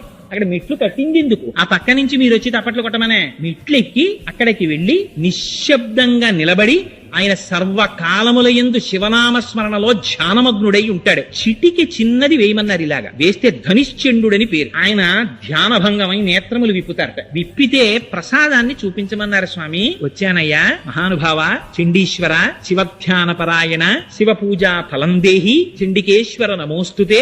స్వామి నేను శివుణ్ణి ఆరాధన చేశానయ్యా, నాకు ఆ ఫలితాన్ని ఇప్పించవా అని అడిగి ఆయనకు ఒకసారిలా చూపిస్తే శభాష్ చౌరా శివాలయానికి చాలా సంతోషం, మూట కట్టుకుపో ఫలితాన్ని అంటే ఆయనకి చూపించి తీసుకెళ్లమన్నారు. శివ నిర్మాల్యాన్ని దాటినా పరమశివ నిర్మాల్యాన్ని తొక్కినా గత జన్మలలో చేసుకున్న పుణ్యం పోతుంది. మహిమ్నా స్తోత్రంలో చెప్పారు. అందుకే గంధర్వుడు జరిగిపోయాడు పుష్పదంతుడు. అందుకని శివ నిర్మాల్యాన్ని తీసుకొచ్చి ఎక్కడ పడితే అక్కడ పారేయడం అలా చెయ్యకూడదు. శివాలయంలో ప్రవర్తించవలసినటువంటి విధానం ఉంది. ఆ విధానంలో ప్రవర్తించి భగవంతుని యొక్క అనుగ్రహాన్ని పొంది వెళ్ళాలి నిశ్శబ్దంగా. అందుచేత అదిగో అటువంటి ధనిశ్చండు ఉంటాడు ఆ కపిలేశ్వర తీర్థంలో. ఆయనని ఒక్క చిటిక వేస్తే చాలట, కన్నులు విప్పి మహానుభావుడు ఫలితాన్ని మనకి కటాక్షిస్తాడు. అదిగో అది ధనిశ్చండ వృత్తాంతం. అది దాటి యువతలకొస్తే అక్కడ కాలభైరవుడు ఉంటాడు. ఆ కాలభైరవుడు మహానుభావుడై ఆయన గురించి స్తోత్రం చేస్తారు. దేవరాజ సేవ్యమాన పావనాంగ్రి పంకజం వ్యాళయజ్ఞ సూత్రం ఇందుశేఖరం కృపాకరం నారదాది యోగి బృంద వందితం దిగంబరం కాశికాపురాధినాథ కాలభైరవం భజేత్. జ్ఞానముక్తి సాధనం చిత్రపుణ్యవర్ధనం శోకమోహ దైన్య లోభ కోపతాపనాశనం తే ప్రయాంతి కాల భైరవాంగ్రి సన్నిధిం ధ్రువం అని ఆ మహానుభావుణ్ణి నమస్కారం చేసినంత మాత్రం చేత కపిల తీర్థంలో ఉండేటటువంటి కాలభైరవుడి దగ్గర 2 శక్తులు ఉంటాయి. ఏమిటా? ఇవి నా సొంతంగా చెప్తున్నాను అనుకుంటున్నారేమో మహాప్రభో, వరాహ పురాణాంతర్గతం. అందులో ఆయన సంతాన రక్షకుడు. మనకి కలిగినటువంటి సంతానము రక్షింపబడేటట్టుగా చూస్తాడు. వాళ్ళకి ఎటువంటి ఉపద్రవం రాకుండా చూస్తాడు. 2 ఆ కాలభైరవుణ్ణి ఒక్కసారి దర్శనం చేసి ఎప్పుడైనా ప్రయాణించకూడనటువంటి సమయంలో ప్రయాణం చెయ్యవలసి వస్తే అర్ధరాత్రి వేళ ప్రయాణం చేసినా ప్రయాణంలో ప్రమాదం వచ్చినా ఒక్కసారి 3 మాటలు చెప్పమన్నారు. ఏమిటా మాటలు? కాలభైరవా నమోస్తుతే, కపిలేశ్వర నమోస్తుతే, కాశీ విశ్వేశ్వర నమోస్తుతే అని 3 మార్లంటే ప్రయాణంలో తేళ్లు కాని పావులు కాని విషక్రిములు కాని మన జోలికి రావుట.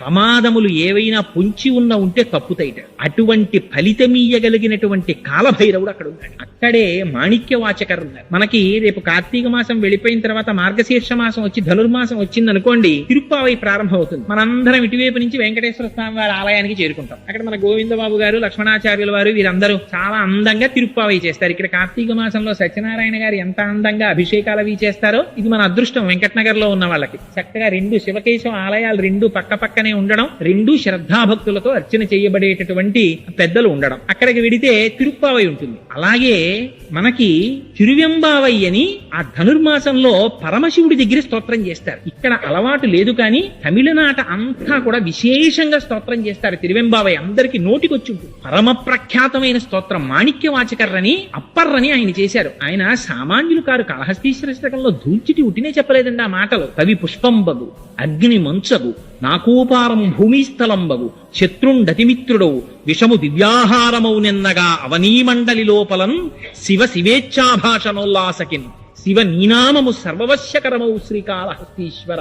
శివా శివా అన్న 2 మాటలు జన్మనంతటినీ కూడా మన కష్టములను ఈడేర్చి మన్ని ఒడ్డు చేర్చగలిగినటువంటి బ్రహ్మాండమైనటువంటి నౌక ఆ శివనామం. అందుకే అప్పర్రని మనకి నాయనార్లు ఎలా అయితే వైష్ణవ సాంప్రదాయంలో 12 ఆళ్వార్లు ఉంటారో శైవ సాంప్రదాయంలో 63 మంది నాయనార్లు ఉన్నారు. వాళ్ళు పరమశివ భక్తులు. అందులో పరమ ప్రఖ్యాతి వహించిన వారిలో అప్పరొకరు. వారిని వాగీశులు అంటారు. మరి తల్లిదండ్రులు చిన్నతనంలోనే మరణించారు. పాపం అక్కగారికి పెళ్లి కుదిరింది. తీరా పెళ్లి కుదిరిన తరువాత ఆ వరుడు మరణించాడు. నిశ్చితార్థం అయిపోయింది కనుక నేను ఇంకొక వివాహం చేసుకోనని తిలకాంబిక అని ఆవిడ అలా ఉండిపోయారు. ఈ తమ్ముణ్ణి పెంచితే ఈయన జైనుల్లో కలిసిపోయారు. కలిసిపోతే ఈవిడ రోజు శివాలయానికి వెళ్లి ప్రార్థన చేసేవారు. స్వామి మా తమ్ముడు మళ్ళీ శైవంలోకి వచ్చేటట్టుగా అనుగ్రహించు అని. ఒకనాడు పరమశివుడు ఆవిడికి స్వప్న సాక్షాత్కారం ఇచ్చాడు. ఇచ్చి శూలవ్యాధితో బాధపెట్టి నీ తమ్ముడిని తీసుకొస్తాను శైవంలో కన్నా. ఆయనకి శూలవ్యాధి బయలుదేరి అపారమైన కడుపు మంట నొప్పి. ఒకనాడు అక్కగారికి కబురు చేశారు. ఆవిడంది నేను రాను, నువ్వు జైనుల్లో ఉన్నావు,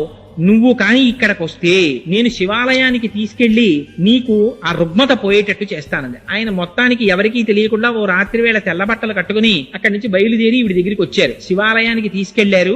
అభిమంత్రించినటువంటి రుద్రాభిషేకం చేసిన తర్వాత వచ్చే చిట్ట చివరి విభూతితో అభిషేకం చేసి ఆ విభూతి ఆయనకి ఇచ్చారు. అప్పర్కి అప్పర్ నోట్లో వేసుకున్నారంటే ఆ శూలవ్యాధి పోయింది. ఆయన అపారమైన శివభక్తుడైపోయి పత్తికాలు పాడారు. పాడుతుంటే ఈ విషయం జైనులకి తెలిసింది. తెలిసి మా దగ్గర నేర్చుకున్న మంత్రములతోటే శూలవ్యాధి పోగొట్టుకుని అవి శైవ మంత్రముల చేత తగ్గించుకున్నానని ప్రచారం చేస్తున్నాడు మహాప్రభు.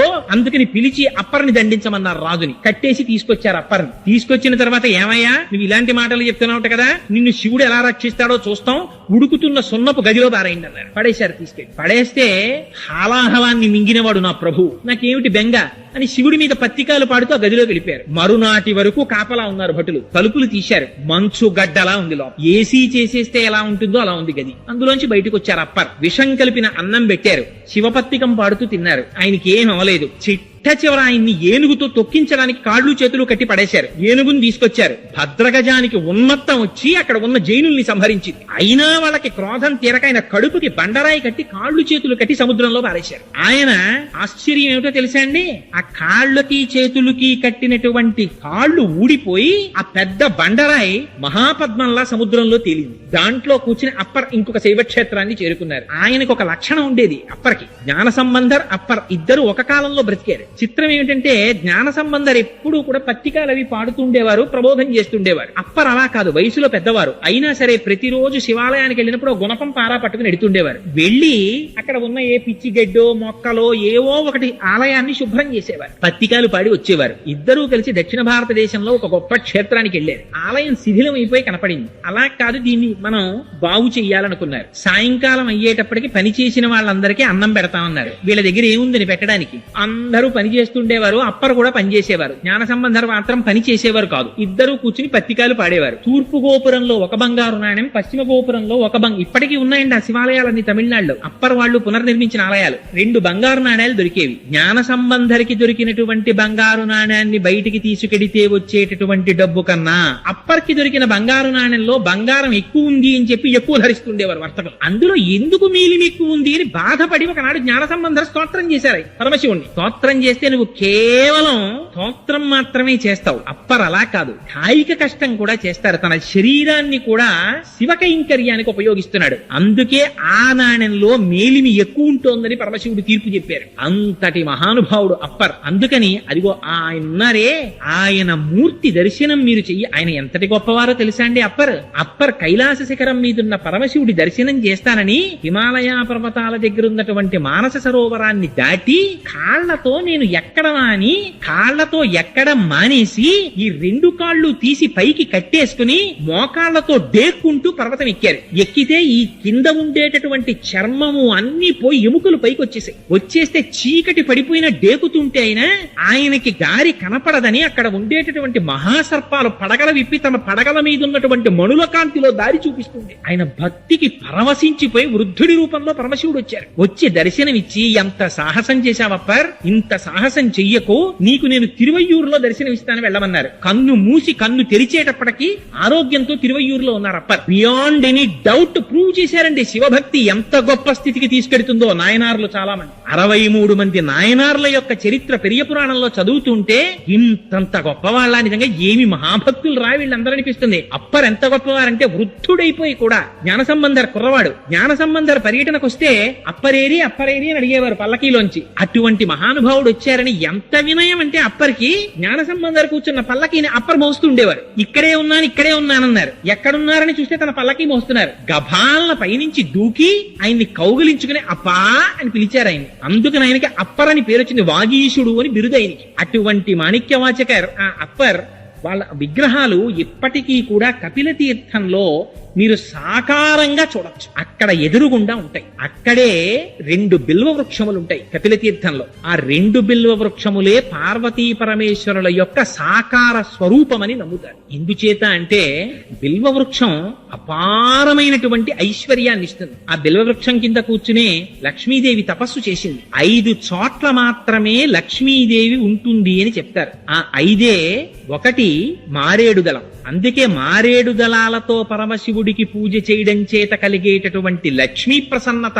అపారమైనటువంటి ఐశ్వర్యం. చాలా మందికి ఒక తెలియని అపోహ ఒకటి ఉంటుంది. ఏమిటి అపోహ అంటే, శివుడంటే శ్మశానవాసి, ఆయన శ్మశానంలో తిరుగుతూ ఉంటాడు, ఒళ్ళంతా శవ విభూతి రాసుకుంటాడు, ఒంటి మీదంతా పాములు వేసుకుంటాడు, ఏదో రక్తం ఓడుతున్న ఏనుగు చర్మం కప్పుకుంటాడు, పులి చర్మం కప్పుకుంటాడు, ఆయనకే ఏమీ లేదు, ఆయనే అలా తిరుగుతూ ఉంటాడు, మళ్ళీ ఆయన దగ్గరికి వెళ్ళి మనం నమస్కారం కూడా ఎందుకు, ఆయనకి జలాలతో అభిషేకం అని ఒక అపోహ. అది కాదు. మీరు ఒకటి ఆలోచించండి, తల్లిదండ్రులు అనబడేటటువంటి వారు తాము దాచుకుంటారా, తమ పిల్లలకి పెడతారా? తమ పిల్లలకి పెడతారు. త్యాగే నైకే అమృతత్వ మానసు. పరమశివుడు శ్మశానవాసి అంటే దాని అర్థం అంత పరమశివుడు అంతటి మహానుభావుడు, కైలాసవాసి, హిమవంతుని యొక్క అల్లుడు, ఆయనకి జన్మ లేనటువంటి వాడు, బ్రహ్మమస్తకావలి నిబద్ధతే నమ శివాయ అని శంకరుల చేత స్తోత్రము చేయబడిన వాడు, కాలాతీతుడు. అటువంటి వాడికి ఉండడానికి ఓ 150 గజాల స్థలమే దొరకదండి ఆయనకి. శ్మశానవాసి అంటే అర్థం పరమశివుడు రుద్రభూమిలో ఉంటాడు, అదే ఆయన అడ్రస్. శ్మశానంలో ఉంటాడు తప్ప ఇంకెక్కడో ఉండడు, అందుకని శ్మశానవాసి కాబట్టి శివుణ్ణి పూజ చేయకండి అనేది దాని అర్థం. ఏది శ్మశానం కాదు నాకు చూపించండి. శ్మశానానికి వెళ్ళని వాడిని చూపించండి నాకు. శ్మశానానికి వెళ్ళనివాడు ఉన్నాడు ఆ ప్రపంచంలో? ప్రపంచంలో పుట్టిన ఏ వస్తువైనా వెళ్ళిపోవలసిందే శ్మశానానికి. జాయతే గచ్చతే ఇది జగత్. వస్తుంది, వెళ్ళిపోతుంది. ఎక్కడెక్కడ ఈ జగత్తంతా పుట్టి వెళ్ళిపోతుందో అదంతా శ్మశానం. ఇక్కడ ఒక చెట్టు పుడుతోంది, చెట్టు మరణిస్తోంది, శ్మశానమైంది. ఇక్కడ నేను గట్టిగా మాట్లాడితే ధ్వని ప్రకంపనల చేత జీవులు చచ్చిపోతున్నాయి, శ్మశానమైంది. నా కాళ్ల కింద పడి జీవులు చచ్చిపోతున్నాయి, శ్మశానమైంది. నేను తింటే చచ్చిపోతున్నాయి, శ్మశానమైంది. అంతా మహాశ్మశానమైంది. అంటే సమస్తము పరమశివుని చేతనే ఆవురింపబడి, శివుని కన్నా వేరొకటి లేదు. అందుకని బ్రహ్మాండ వ్యాప్త దేహ భచిత హిమరుచాభా సమానా భుజంగై. వ్యాపకత్వంతో చెప్తే విష్ణు అంటాం, ఆయన్ని మంగళప్రదంగా చెప్తే శివుడు అంటాం. అందుకని లోపల శివం ఉన్నంతసేపే శివం, అది తీసేస్తే శవం. అది మంగళత్వం అంటే. అందుకని ఆయన శ్మశానవాసి అంటే ఆయన శ్మశానవాసి అండి నిజంగా ఎక్కడో శ్మశానంలో ఉంటాడనే దాని అర్థం. నిజంగా అలా ఉంటే ఇంకంతకన్నా గొప్ప ఉపకారం ఉందండి. ఎవడొస్తాడు మన వెనకాతల? ఒక్కడు వచ్చేవాడు లేడు. కింవానేన ధనేన వాజి కరిభి ప్రాప్తేన రాజ్యేన కింవా పుత్ర కళత్రమిత్ర పశుభిర్దేహేన గేహేన కిం జ్ఞాతైత క్షణభంగురం సపతిరోత్యాద్యం మనోదూరత స్వాత్మార్థం గురువాక్యతో భజ భజ శ్రీ పార్వతీ వల్లభం అంటారు శంకరులు. డబ్బు రాదు, మనం సంపాదించుకున్నటువంటి కార్లు రావు, వాహనములు రావు, రాజ్యం రాదు, తుట్టతుడకు మనదనుకున్న ఈ శరీరం రాదు, కొడుకు రాడు, కూతుళ్ళు రారు, భార్య రాదు. ఎవరొస్తారు? చేసుకున్న ధర్మము, పరమశివుని అనుగ్రహము తప్ప ఇంకొకటి రాదు మనకు. అంతటి మహానుభావుడు శంకరుడు. శం కరోతి ఇది శంకర. ఆయనకి శుభం చెయ్యడం తప్ప అసలు శంకరుడికి అమంగళం చెయ్యడం చేత కాదు ఆయనకి. అటువంటి వాడు శంకరుడు అంటే. అందుకే ఆయనకి మారేడు దళాలతో పూజ. మారేడు దళం అంటే లక్ష్మీ స్థానం. ఎక్కడెక్కడ మారేడు చెట్టు ఉంటుందో, ఎక్కడెక్కడ మారేడు దళం ఉంటుందో అక్కడక్కడ లక్ష్మీదేవి ఉంటుంది. అందుకని శంకరుడికి ఆ మారేడు దళంతో పూజ చేస్తారు. రెండవ లక్ష్మీ స్థానము పద్మం. పద్మములతో పూజ. అందుకే ఇప్పటికీ కపిల తీర్థంలో కామాక్షి అమ్మవారికి ఆ తామర పద్మాలతో పూజ చేస్తారు. ఆ పద్మము లక్ష్మీ స్థానం. మూడవది ఆవు యొక్క వెనుక భాగం. ఆవు యొక్క పృష్ఠభాగమునందు లక్ష్మీదేవి నివాసం ఉంటుంది. నాలుగవది స్త్రీ యొక్క పాపట. ఆ పాపటలో లక్ష్మీదేవి యొక్క స్థానం. అక్కడ లక్ష్మీదేవి నివాసం ఉంటుంది. అందుకని అది ఒకటి. ఇలా 5 స్థానాలు. ఒకటి ఆ బిల్వవృక్షం. ఆ బిల్వవృక్షం అంటే ఆ బిల్వదళంలో. రెండవది పద్మం. మూడవది స్త్రీ పాపట. నాలుగవది ఏనుగు యొక్క కుంభస్థలం. అందుకే గజారోహణం అంటుంటారు.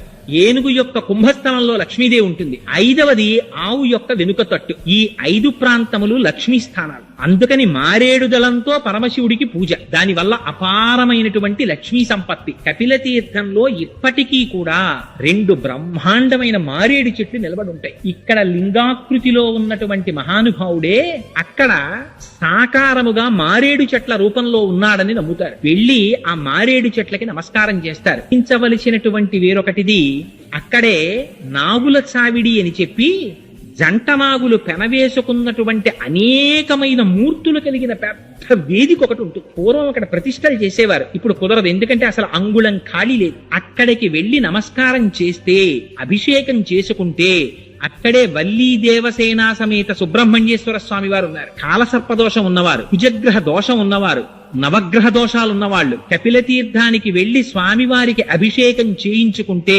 వాళ్ళకి ఉన్నటువంటి సమస్త గ్రహ దోషములు పోతాయంటారు. అదిగో అంతటి పరమపావనమైనటువంటి క్షేత్రం ఆ కపిల తీర్థం. ఆ కపిల తీర్థానికి వెళ్లి సేవించినంత మాత్రం చేత పాపములు నివృత్తి చేయబడి తదనంతరం ఆ శేషశైలాన్ని అధిరోహించి ఆ లోపల ఆనంద నిలయాధీశుడైనటువంటి వెంకటాచల ప్రభువుని సేవిస్తారు. అందుచేత పూర్వం అసలు కపిల తీర్థాన్ని సేవించకుండా, కపిల తీర్థాన్ని దర్శనం చెయ్యకుండా అసలు ఒక రాత్రి నిద్రపోవాలి కపిల తీర్థంలో. ఆ తరువాత మాత్రమే వెంకటాచలం కొండ మీదకి వెళ్ళేవారు. ఇప్పుడు చాలా మంది కపిల తీర్థాన్ని విడిచిపెట్టి వెంకటాచల కొండ మీదకి వెడుతున్నారు. కాబట్టి నా మనవి ఏమిటంటే, ఈ మాట మీరు వెంకటాచల క్షేత్రానికి వెళ్ళినప్పుడు తప్పకుండా కపిల తీర్థాన్ని సేవించండి. అది మహత్తరమైనటువంటి తీర్థం. అటువంటి తీర్థాన్ని సేవించడం చేత, అటువంటి శివలింగానికి నమస్కారం చెయ్యడం చేత మన శరీరమునకు పట్టినటువంటి పాపరాశి ధ్వంసమై మనకి కావలసినటువంటి భగవంతుని యొక్క అనుగ్రహం ప్రసరింపబడిన నాడు మనకి కావలసినటువంటి కామితములన్నీ వాటంతట అవే తీరిపోతాయి.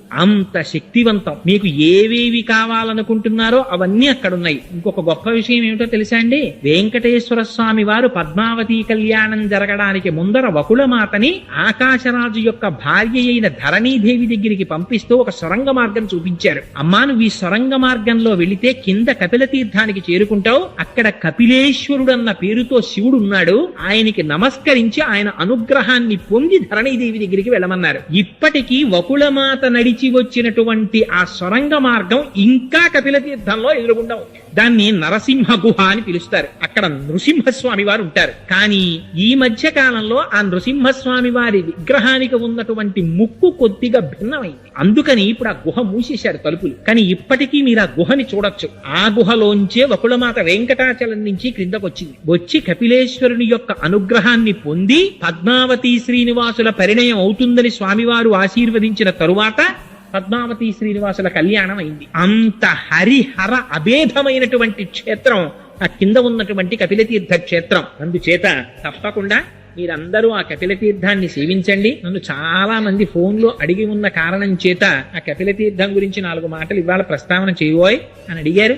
మీరందరూ చేతులు కదుపుతున్నటువంటి పరిస్థితిని, మీకున్న పమిట కొంగులతోటి వాటితోటి మీరు రాసుకుంటున్న పరిస్థితిని బట్టి నేను గమనించాను. మిమ్మల్ని అందరినీ దోమలు విశేషంగా బాధిస్తున్నాయి. అయినా కూడా నిజంగా ఎంత భక్తి తత్పరతతో కూర్చున్నారో కానీ మహానుభావులు ఆ శివనామం వినడానికి ఏమి చేతకానివ్వండి. నేను చెప్తేనే ఇంత ఆర్తితో చెవులు దొప్పలు చేసుకుని తాగుతున్నారంటే మీరు ఎంతటి భాగవతులో. కానీ చాలు మన జన్మకి కార్తీక మాసంలో పరమశివ సన్నిధానంలో 4 మాటలు చెప్పుకునే అదృష్టం. రేపటి రోజున పరమశివుని యొక్క అమోఘ కృత్యం అది విన్నంత మాత్రం చేత పుత్రం పౌత్రం సమాసాద్య స్కంద సాలోక్యతాం వ్రజేత్ అని వాల్మీకి మహర్షి ఫలస్తుతి చెప్పారు. పుత్ర పౌత్రులు, కొడుకులు, మనవలు, మునిమనవలు చూసి హాయిగా ఎటువంటి ఈతి బాధలు రోగాలు లేకుండా ఆరోగ్యంతో ఉండి తొదన స్కందలోకానికి చేరుకుంటాడయ్యా అని ఫలస్తుతి చెప్పారు. అంత పరమపావనమైనటువంటి ఘట్టం గనక రేపటి రోజున సుబ్రహ్మణ్యేశ్వర స్వామి వారి జననమునకు సంబంధించినటువంటి వృత్తాంతాన్ని విజ్ఞాపన చేస్తాను. కార్తీక మాసం కనుక